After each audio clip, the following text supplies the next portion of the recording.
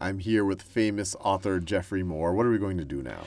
Well, continuing our exercise in the writing curriculum, we're going to focus in on the step of invention, which is when a writer figures out what is it I have to say and how am I going to get it said. And so what do we see this big block of text for? Well, so one of the things you do in a college a lot is you read other people's writings, and then you're expected to develop your own point of view about them. So not just read and memorize and regurgitate, but read, criticize, and then present your own point of view. So I'm going to show you how we actually would do that in a typical writing assignment in frankly, any college class. I've picked a text about teaching because it's something that you and I both care about, and it'd be like a class we might be taking in education. Sure. So I think what we'd like to do here is have you read it out loud, and then I'm going to start to ask you as you're going along to note your reactions, and we'll note them down. And that's the first step in the invention process that we call read and react. Okay, should I start? Yeah, please. All right.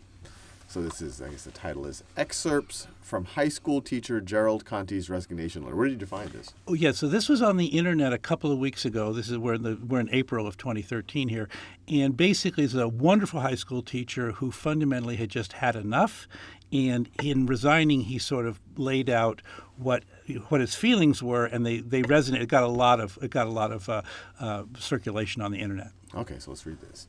My profession is being demeaned by a pervasive atmosphere of distrust, dictating that teachers cannot be permitted to develop and administer their own quizzes and tests, now titled as generic assessments, or grade their own students' examinations.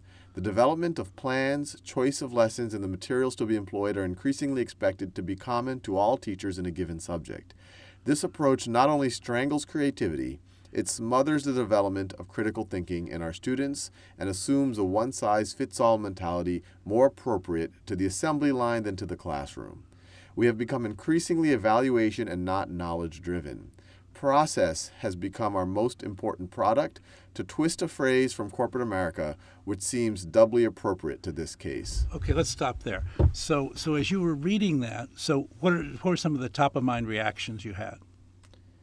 I empathize with where he's coming from. I mean, I could imagine being in his position, and I don't know exactly what he's reacting to. He's reacting very strongly to something. It sounds like someone's telling him what to do, essentially micromanaging him. Yeah. Okay. So if I make some notes somewhere around here, I'd say something about micromanagement. I'd say something about the strength maybe of the reaction. So what's going on there? As you were looking at that, what in your own experience either corroborates that or might cause you to question that? I've actually made video content with some folks that were very particular about what I should cover and what I don't cover. And I think for me, a lot of the joy of making videos is my own kind of personal contribution to it, and I personally do react very strongly when someone kind of tells me what. Yep. So I would circle strangles creativity because that you're clearly empathizing with it. I think it's right there. Not only strangles creativity. Yeah. It smothers the development of critical thinking in our students. Now, interesting question. Do you think that by strangling your creativity, I'm doing a disservice to your students? Possibly. It essentially depends what this one-size-fits-all curriculum that's being pushed onto these teachers is doing. But I could imagine that, I mean, he's essentially complaining about two things. One, the state or the district or whoever micromanaging what he's doing. But he's also complaining about the actual micromanagement itself, that it's actually probably bad quality. It's something that he would fundamentally, he's not thinking it's a great curriculum that's being forced on him. Okay, so there's two interesting points there. One then is the system and the governance. Right. And then this other one is the actual execution of that governance by people of low, potentially, or behavior of low quality. What about this idea about becoming increasingly evaluation and not knowledge driven? That one, I agree. I think there too, he's reacting more against bad assessments, much less than the general idea of assessments. In fact, I think if we were to have a conversation with him, my guess is that he wouldn't be anti-assessments of any kind.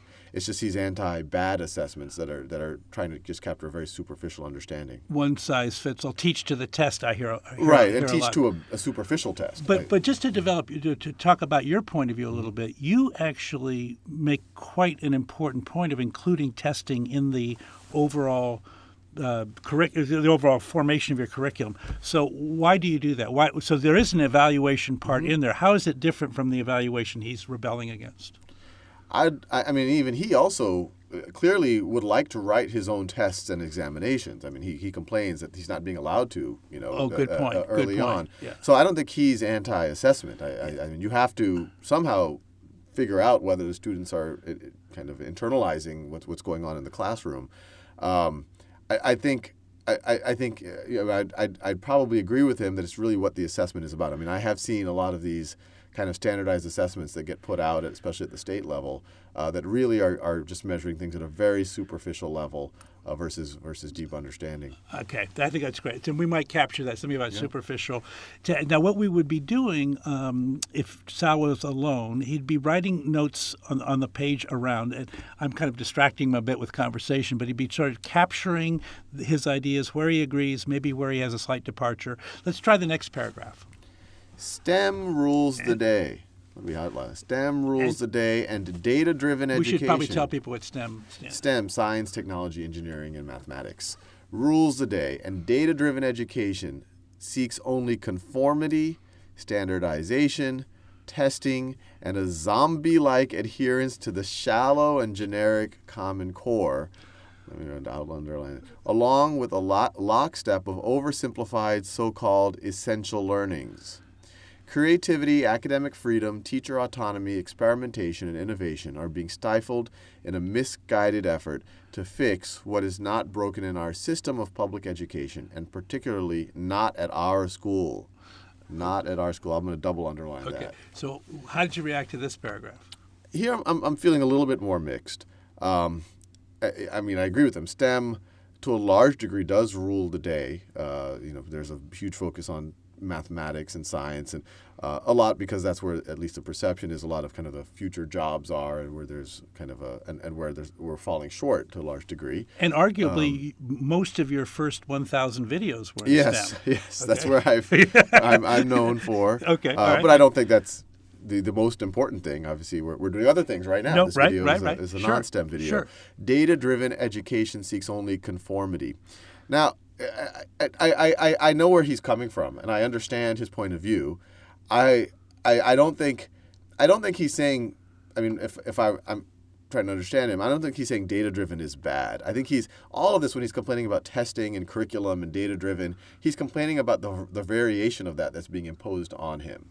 That's a superficial data is kind of overpowering other things, which I would also agree with. Although here, it's kind of data-driven is being just thrown into one big bag. Yes. The opposite of data-driven is no data-driven, Yes. which is also not necessarily a good thing. I would argue there's some name-calling going on in this Right. paragraph, which name-calling is always a bit zombie-like. Right. Oh yeah. This is yes. This is definitely got my attention. Definitely some type of adherence to shallow and generic. Yeah. Shallow and generic Common Core. Yeah. And this is actually interesting. This is another area where even at Khan Academy, we're looking at the various standards, including the Common Core. And I could talk for hours about these things. And we could. So, but the point about it is, you're developing a point of view where, while you empathize with his emotional reaction and you can see where it came from, your point of view is this is not a paragraph I think you would have written. No, that's not. What would you have said about STEM instead? That it's incredibly important that it regardless of whether you go into a STEM field or not, it gives you analytical thinking, logical skills. There actually is a creative component to STEM. I mean, the E in STEM, engineering. When you write a paper, you're kind of engineering. I mean, engineering is fundamentally a creative pursuit. Yeah. It's like writing or painting or anything else. Yeah. And so I think it's STEM shouldn't be just thrown. I think sometimes those in STEM sometimes belittle the humanities as saying, oh, it's just foo-foo, touchy-feely stuff. That's not true. It teaches you critical thinking. It makes you creative, et cetera, et cetera. And those sometimes in the humanities belittle STEM as like, oh, it's robotic. It's one size fits all. It's the right answer versus the wrong answer. There's no creativity. Right. And that's completely false. In fact, I'd argue that to be great in either, it's actually you're exercising the same muscles. Great critical thinking, great core skills, but a lot of creativity. That's what differentiates you in STEM or in the humanities. I think that's okay. So that was very cool. By the way, this might be a place for us to kind of pull this thing to a close. We may not need to go after the third paragraph. So what I was doing with Sal was essentially we started with somebody else's letter. And the first thing we tried to do was we tried to capture the author's argument. You saw Sal empathizing with him, kind of even going the extra mile to give him the benefit of the doubt. This is what he's saying. But then at some point, he found his point of departure from that. And it ended up him saying a pretty interesting thing about the interaction between the humanities and the STEM curricula, a little bit of right brain, left brain, and how the two interact with each other going forward. That was his point of view. That was not anywhere in this letter. And the idea behind invention when read and react is you start with someone else's text, you give yourself over to the text, you let the other person's argument hold its sway so that you can understand it. But then at some point, you diverge from that argument, you depart from it, and you create your own point of view. And in academic writing, that's how academics goes forward. You inherit the tradition with what's been written before you. You read it, you react to it, and then you contribute to it going forward. And that's what the read and react invention process is for.